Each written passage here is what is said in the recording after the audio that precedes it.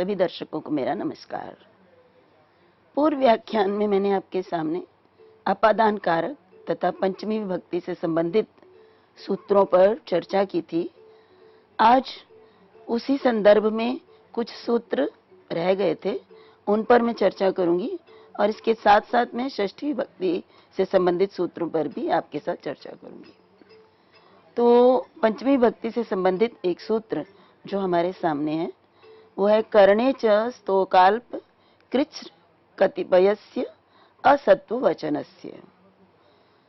हम जैसा कि जानते हैं कि करण में तृतीया विभक्ति का प्रयोग होता है, कर्तृकरणयो तृतीया, और करण कारक का हमने जब लक्षण पढ़ा था, व्याख्या की थी, तो वो सूत्र था साधकतमम साधकतमम करणम। तो करण में तृतीया विभक्ति हम जानते हैं, परंतु प्रस्तुत सूत्र में तृतीया के साथ साथ पंचमी विभक्ति भी लगती है, और वो किन परिस्थितियों में लगती है करण में, तो उससे संबंधित ये सूत्र है। और सूत्र की वृत्ति यदि देखें तो एभ्यो अद्रव्य वचनेभ्यः करणे तृतीया पंचम्यौ स्तः। यहाँ पे सूत्र वृत्ति में एभ्यः दिया है, संधि करके एभ्यो बना है, और उसका अर्थ यहाँ पे जो सूत्र में दिए गए पद हैं वो है स्तोक, अल्प, कृच्र, कतिपय। तो ये पद हैं, तो इन पदों से, और असत्ववचनस्य कहा तो असत्ववचनस्य, ये असत्व होता है द्रव्य और असत्व में अद्रव्य, तो अद्रव्य वचनेभ्यो, तो वृत्ति के अनुसार ये अर्थ होगा कि एभ्यो अर्थात स्तोक, अल्प, कृच्र और कतिपय, इन पदों से करण अर्थ में असत्ववचनेभ्य यदि ये द्रव्यवाचक नहीं होते हैं तो तृतीया और पंचमी विभक्ति का प्रयोग होता है। तो यहाँ देखिए, इनसे करण अर्थ में होता है, और करण अर्थ में तृतीया विभक्ति होती है, परंतु यहाँ पर करण अर्थ में तृतीया के साथ साथ पंचमी विभक्ति का भी प्रयोग होता है। तो इसमें सर्वप्रथम जो उदाहरण है वो है स्तोकेन स्तोकाद वा मुक्तः।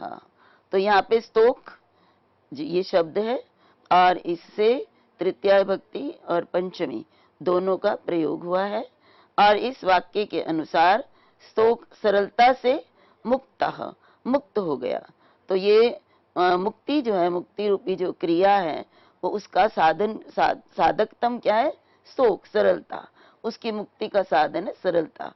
तो सरलता से वो छूट गया, तो ये यहाँ पर करण कारक है, परंतु करण कारक होने के कारण, क्योंकि स्तोक पद का प्रयोग है इस, और ये द्रव्यवाचक नहीं है, द्रव्य अर्थ में नहीं है, तो इससे तृतीया और पंचमी दोनों विभक्तियां प्रयोग होंगी। अब इसी प्रकार से अल्प है तो अल्पान मुक्तः, कृच्छ्रान मुक्तः, कतिपयाद मुक्तः, ये या कतिपयेन मुक्तः, कृच्छ्रेन मुक्तः और अल्पेन मुक्तः, ये भी उदाहरण हमारे सामने होंगे। तो यहाँ पे देखिए, अल्प शब्द का अर्थ होता है कम, कम प्रयत्न से मुक्त हो गया, उसको छुटकारा मिल गई। कृच्छ्रा, कष्ट से उसको छुटकारा मिली, और कतिपय, थोड़ा प्रयत्न करने से जो है उसको छुटकारा मिल गई।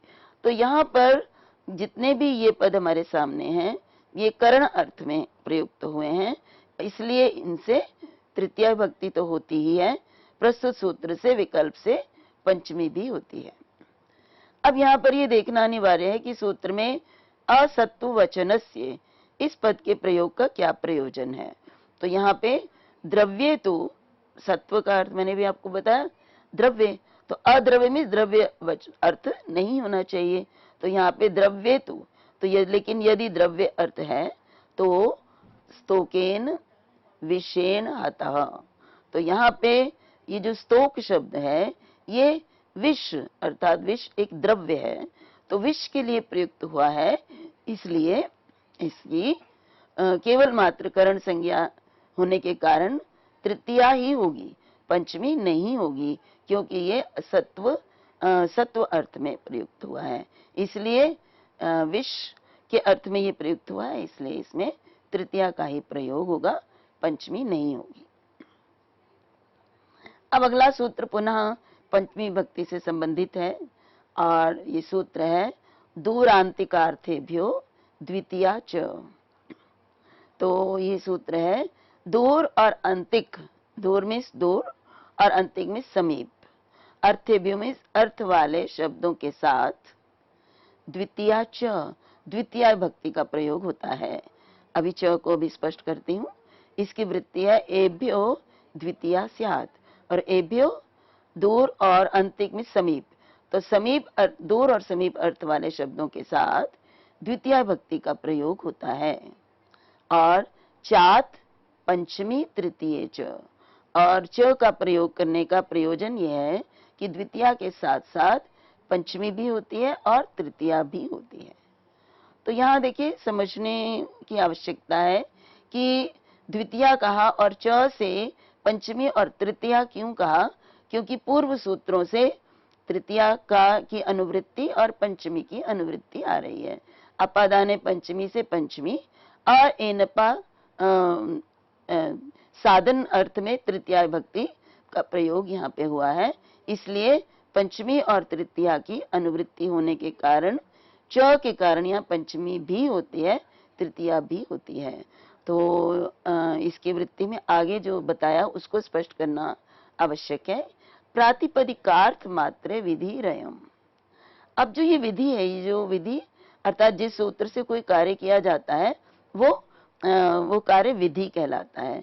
तो यहाँ पे क्या कार्य हो रहा है, द्वितीय विभक्ति, पंचमी और तृतीय विभक्ति का प्रयोग दूर और अंतिक अर्थ वाले शब्दों के साथ होना है। तो यहाँ पर पहले पूर्व सूत्र में जैसे हमने कहा कि वहां पे करण में तृतीय विभक्ति है या करण में पंचमी विभक्ति है, तो यहाँ पर जो यहाँ पे द्वितीय, पंचमी और तृतीय विभक्तियां हैं वो प्रातिपदिकार्थ मात्र में ही ये विधि है। जैसा कि हम जानते हैं कि प्रातिपदिकार्थ मात्रे जो है प्रातिपदिकार्थ लिंग परिमाण वचन मात्रे प्रथमा सूत्र के अनुसार प्रातिपदिकार्थ में प्रथमा विभक्ति का प्रयोग होता है। तो ये विधि प्रथमा के स्थान पर होती है, इसलिए यहाँ कहा कि ये प्रातिपदिकार्थ मात्र में विधि है। अर्थात जहाँ प्रातिपदिक का अर्थ बताना है वहाँ प्रथमा के स्थान पर यहाँ पे द्वितीय, पंचमी और तृतीय विभक्ति का प्रयोग होता है। जैसे देखिए हमारे पास उदाहरण है, ग्रामस्य दूरम दूरात दूरेण वा। तो यहाँ पे ग्रामस्य ग्राम से दूरम दूर द्वितीया, दूरात पंचमी, दूरेण तृतीया। यहाँ पर यद्यपि प्रातिपदिका अर्थ है, यहाँ पे प्रातिपदिक मात्र ये दूर दिखाना है, एक जो है डिस्टेंस दिखाने के लिए ये शब्द प्रयुक्त किया गया है। इसलिए यहाँ पर दूरम, इसमें प्रथमा होनी चाहिए थी दूर शब्द से, परंतु यहाँ पर प्रथमा न होकर द्वितीया, पंचमी और तृतीया प्रस्तुत सूत्र के द्वारा बताई गई हैं। इसी तरह से ग्रामस्य अंतिकम अंतिकात अंतिकेन वा। अंतिक शब्द का अर्थ होता है समीप, तो ग्राम के समीप इसमें द्वितीया भी है, पंचमी भी है और तृतीया भी है।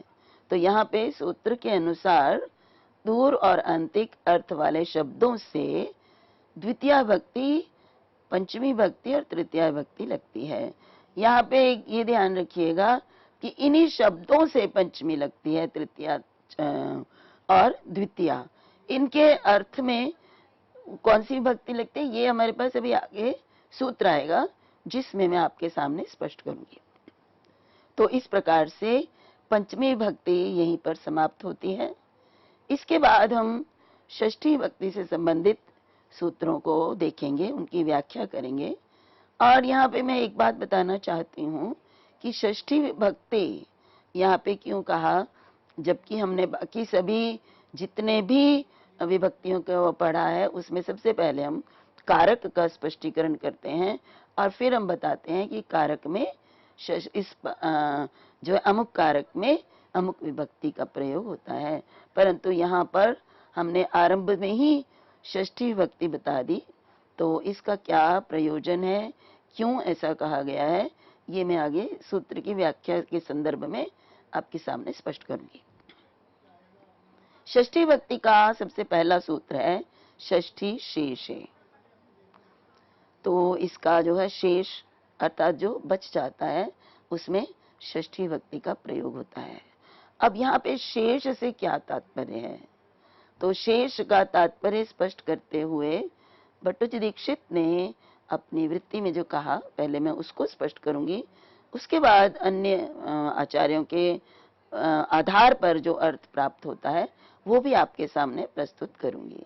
तो यहाँ पे शेष को कहा कारक प्रातिपदिकार्थ व्यतिरिक्त स्वस्वामी भावादि संबंध शेषः। तो शेष क्या, शेष किस से शेष, तो उसके लिए कहा कि कारक प्रातिपदिकार्थ व्यतिरिक्त। अब कारकों से जो बच जाता है और प्रातिपदिकार्थ से बच जाता है। देखिए यहाँ पे कारक और प्रातिपदिकार्थ दोनों को अलग अलग लिया है।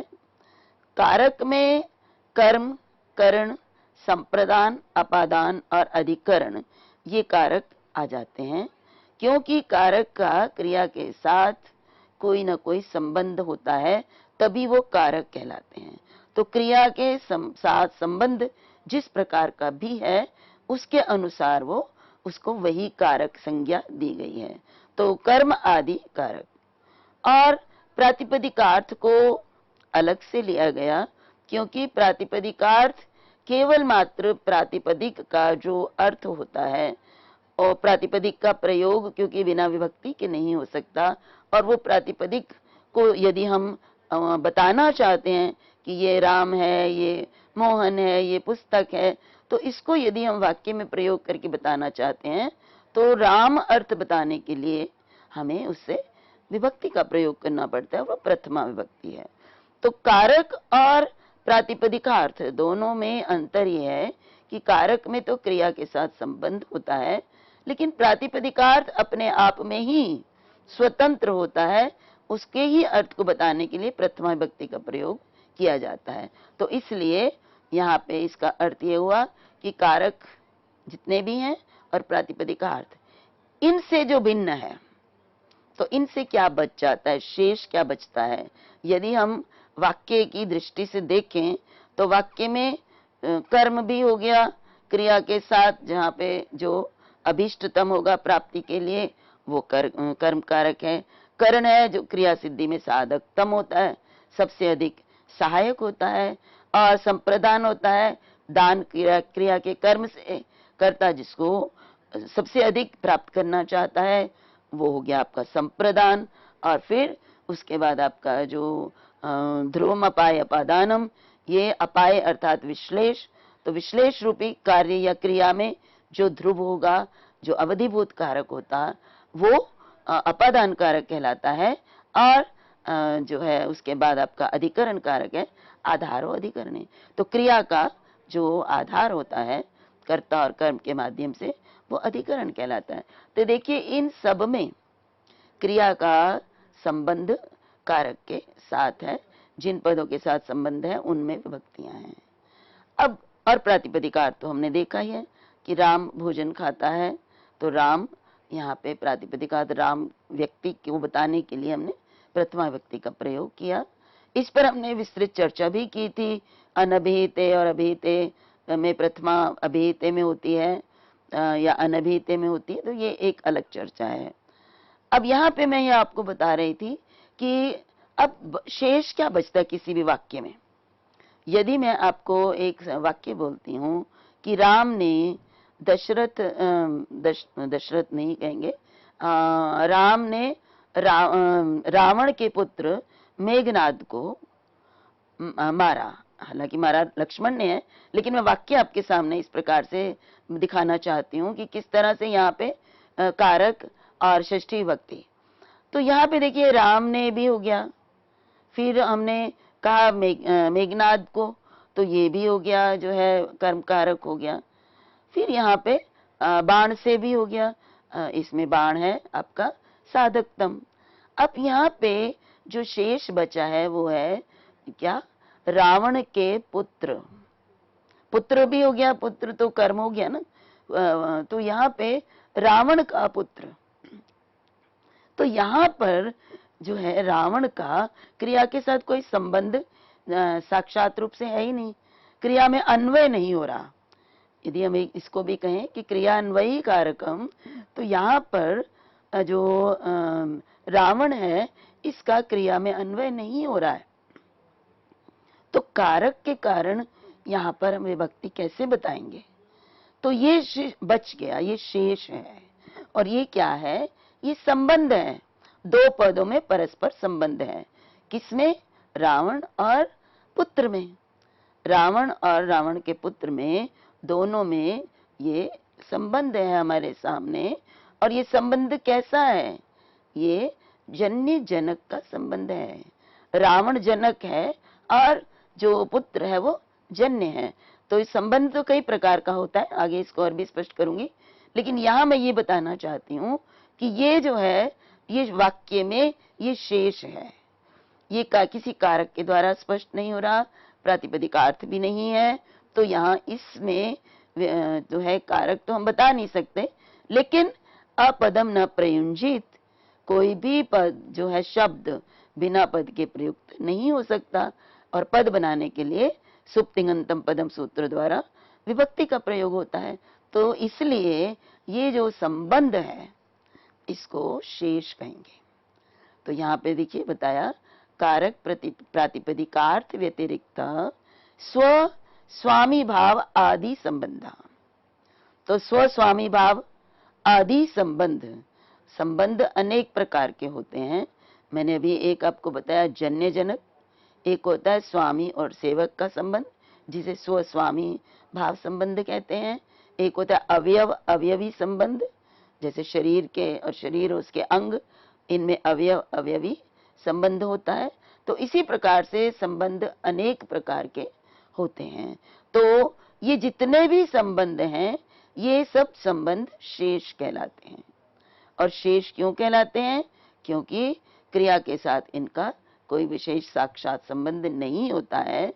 वाक्य में प्रयुक्त जो पद हैं जिनका क्रिया के साथ संबंध होता है उनके साथ इनका संबंध है, इसलिए ये शेष कहलाते हैं। और इनमें षष्ठी विभक्ति का प्रयोग किया जाता है। तो उदाहरण आपके सामने है, राज्ञः पुरुषः। तो यहाँ पर राजा का पुरुष, तो यहाँ राजा और पुरुष इन दोनों में संबंध है। देखिए पुरुषः तो प्रयुक्त हो जाएगा क्रिया के अनुसार वाक्य में कि राज्ञः पुरुषः आगच्छति। तो यहाँ पे आगच्छति का संबंध पुरुषा के साथ है, लेकिन राजा का संबंध पुरुष के साथ है। पुरुष का तो संबंध क्रिया के साथ है, लेकिन राजा का संबंध पुरुष के साथ है। इसलिए यहाँ पर राज्ञा में षष्ठी विभक्ति का प्रयोग करके पुरुष के साथ उस संबंध को बताया जाता है। अब ये शेष का अभी आपके सामने मैंने एक अर्थ बताया है। अब शेष का दूसरा अर्थ भी है, उसे स्पष्ट करते हुए वृत्तिकार ने जो कहा वो बोला, कर्म आदि नाम अपि संबंध मात्र विवक्षायाम षष्ठीव।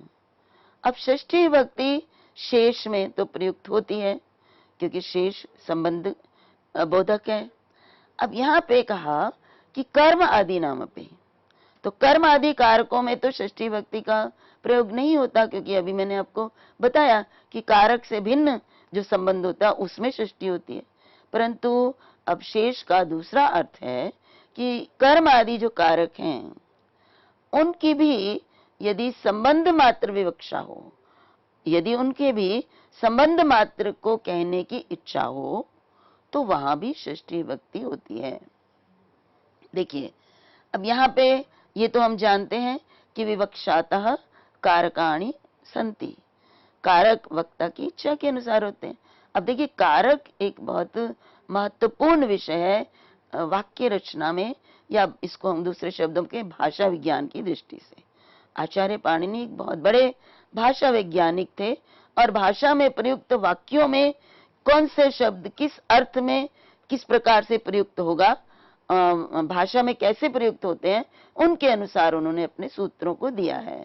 तो यहाँ पर उसी को स्पष्ट किया गया कि जब हम कर्म आदि जो कारक हैं उनमें भी यदि हम संबंध मात्र बताना चाहें तो भी षष्ठी होती है।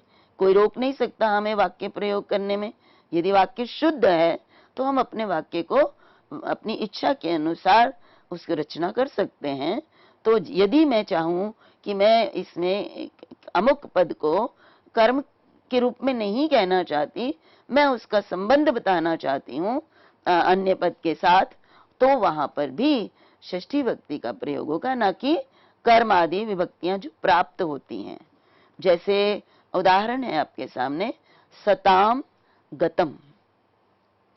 यहाँ पे देखिए सताम गतम, तो यहाँ पे अर्थ इसका ये है कि सज्जन जाते हैं। हम इस तरह से भी कह सकते हैं कि सज्जन सता गच्छन्ति, ठीक है, या सता अगच्छन। तो लेकिन जो यहाँ पे यदि मैं ये नहीं कहना चाहती हूँ, मैं इसको इस तरह से बताना चाहती हूँ कि ये जो गमन क्रिया हो रही है, ये जो गमन हो रहा है, ये सज्जनों से संबंधित है। तो यहाँ पे गमन का संबंध सज्जन से मैं बता रही हूँ। तो यहाँ पर क्योंकि कर्म है, लेकिन मैं इसको कर्म के रूप में नहीं बता रही हूँ, या यहाँ पे कर्म नहीं, या कर्ता है, तो यहाँ मैं उस अर्थ में ना बताकर मैं इसकी शेष के रूप में विवक्षा कर रही हूँ। तो यहाँ पर क्या हो जाएगा, मैंने संबंध बताया है इसलिए शेष है, और इसलिए इसमें षष्ठी विभक्ति का प्रयोग किया गया है, नहीं तो यहाँ प्रथमा विभक्ति का प्रयोग होता।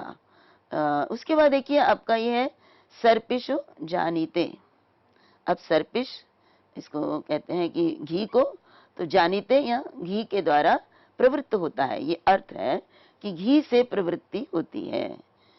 किसी भी कार्य में यज्ञ हवन इत्यादि व्यक्ति कोई कर रहा है तो वो उसको बता रहा है कि सर्प घी से प्रवृत्त होता है। तो यहाँ पर वास्तव में जो प्रवृत्ति का जो हेतु है वो क्या है, घी।